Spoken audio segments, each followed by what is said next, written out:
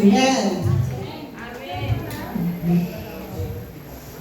Napakasarap po magpuri sa kasan at kagalakan sa ating puso. Amen. Praise God. Kapag tayo tunay na nagpupuri sa Panginoon, the Holy Spirit releases joy, strength, peace sa ating mga puso. Amen. Amen. At I just want to exhort the spirit of joy. Amen. Sapagkat ang topic po natin this month is joy to the world. So, makita po natin sa Galatians chapter 5 verse 22 na meron po diyang tinutukoy na 9 fruit of the Holy Spirit. Amen. At ano po ba yung mga 9 fruit na yan? Pwede po bang pakilagay? Ang sabi po dyan is the fruit of the Spirit is love, joy, peace, kindness, faithfulness, meekness, gentleness, patience, diba? Self-control. So, ang fruit of the Holy Spirit, it happens when the Holy Spirit indwells in a believer.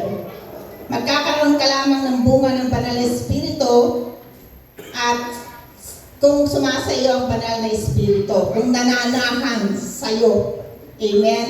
At ang mga tumanggap kay Kristo, nanampalataya, ay tumanggap po sa banal na Espiritu.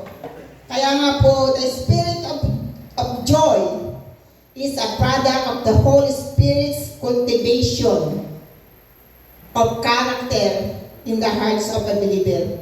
Kapag po ang banal na Espiritu ay sumasa atin, siya yung nag-i-lead sa atin, siya yung nagkukonvict sa atin, siya yung nagkukultivate ng ating attitude, yung attitude of the heart. Siya yung nagmo-mold sa atin into the likeness of God, of Jesus. Amen? Kaya nga po, hindi po tayo instant na mabait, hindi tayo instant na meron self-control o yung sinasabi na 9 fruit. Amen? Kasi yan po yung character ng Lord na itinuturo po sa atin to be like Jesus. Amen? Upang tayo ay maging katulad ni Kristo at patuloy na maging effective sa ministry. Amen? So the spirit of joy, ano po ba yung source ng spirit of joy? Joy is a deep, enduring gladness from God because of Christ's redemption. So, ang one best source of our joy is our salvation. Tulad po ng tinuro ni Pastor last week, meron po tayong joy of salvation. So, kung wala kang joy, you must understand your salvation. Minsan, alam natin, tayo ay ligtas na, pero hindi natin naunawaan kung ano ang tunay na kahulugan ng salvation. So, yung salvation po, ito yung grace ng God. Kailangan po natin maunawaan. We must understand the grace of God, yung ginawa ni Kristo sa krus. Kapag po hindi mo naunawaan ang ginawa ni Kristo sa krus, wala kang hindi mag-grow yung joy na yan. O yung fruit of the Spirit sa buhay mo. Kaya nga po maraming mga Kristiyano na hindi makita yung fruit of the Spirit, hindi makita yung kagalakan, hindi makita yung patience, o yung love, di ba ba, yung self-control. Bakit? Because hindi nila masyadong maintindihan yung ginawa ni Kristo sa kanilang buhay. So, marami po kasi mga Christians na mali po yung pagkaunawa nila sa grace of God. So, you must understand the true meaning of your salvation, of the grace of God. Amen? Kasi po yan yung one source of our joy. Amen. So number 2, joy comes from our fellowship with God. Amen.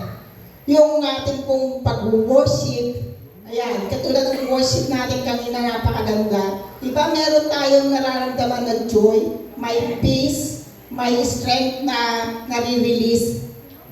Because the Spirit of God is working through our fellowship with God, with Him. Amen. Through worship, through prayer, through thanksgiving, through our meditation of God's Word.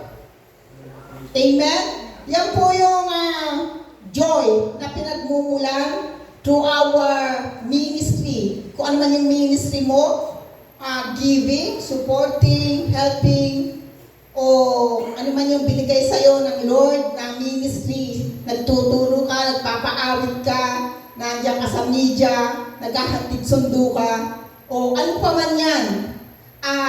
Ang Lord, meron siyang joy na nire-release, binibigay sa atin para po magampanan natin yung ministry na pinagkaloob sa atin ng Panginoon. Amen? 1 Thessalonians 5:16-18, ang sabi po dyan, rejoice always, pray without ceasing, give thanks in all circumstances, for this is the will of God in Christ for you. So, ang ating joy, hindi po nakabase sa mga pangit na nangyayari sa ating paligid. Hindi nakabase sa ating nakikita, naririnig, o nararamdaman. Ang ating pong joy ay nakabase sa Panginoon. Our joy is rooted from God. Doon nagmumula yung ating joy. It is rooted in our hope and our trust in His promises.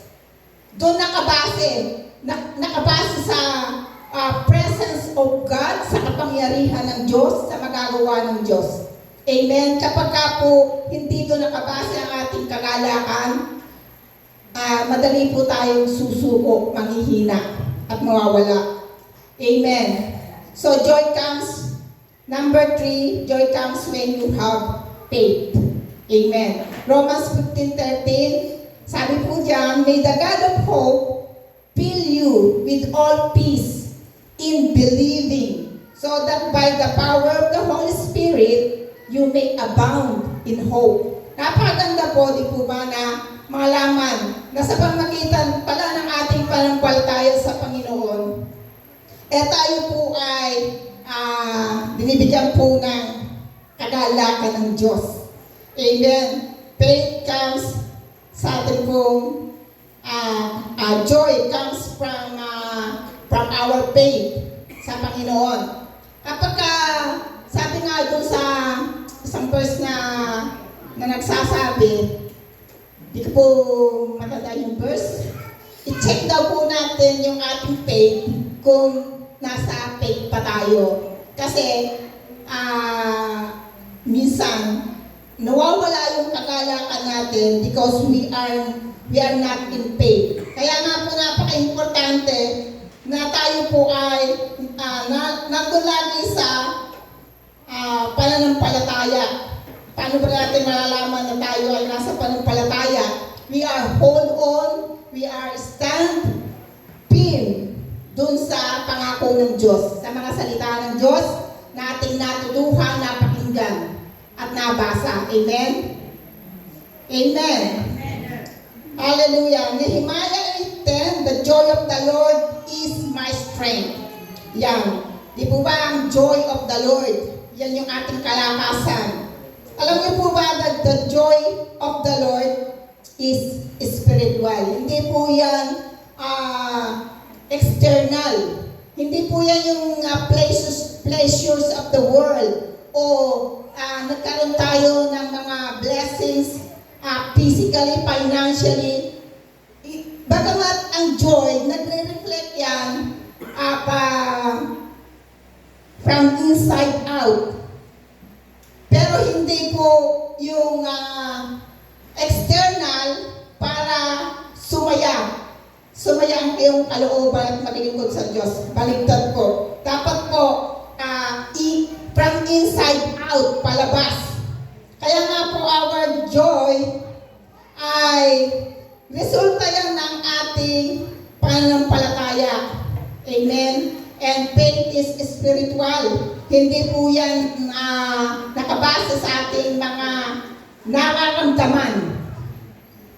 Amen? Hindi yan, kung masaya ka ngayon, hindi ibig sabihin na may joy ka. Maybe that is happiness from what you receive. Na-receive mo na mga blessings na financial o something na matagal mo ng pangarap. Hindi po yun ang pasihan po natin ay ang joy ay ito'y kalakasan natin to endure trials, to endure persecution, lalo na po in this end times.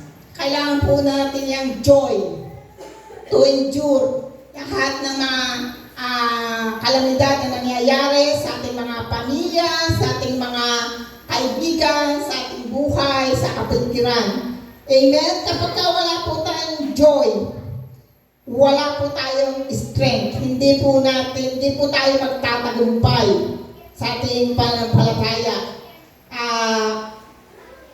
Pwede tayong mag-give up or you can easily become weak in your faith. Amen? Kaya po, ang Kristiyano kahit po may problema, may joy pa rin tayo. Amen? Bakit po? Dahil ang joy, it is rooted from hope and trust in the Lord Jesus. Amen?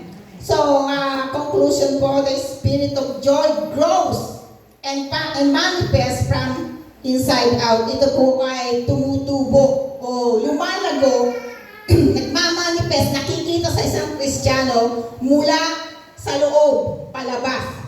Kumbaga, meron pong proof na ang isang Kristiyano ay merong joy. Amen? Ibig sabihin, kapag meron kang joy, ikaw ay nagpapatuloy. You endure everything. Kasi meron kang strength.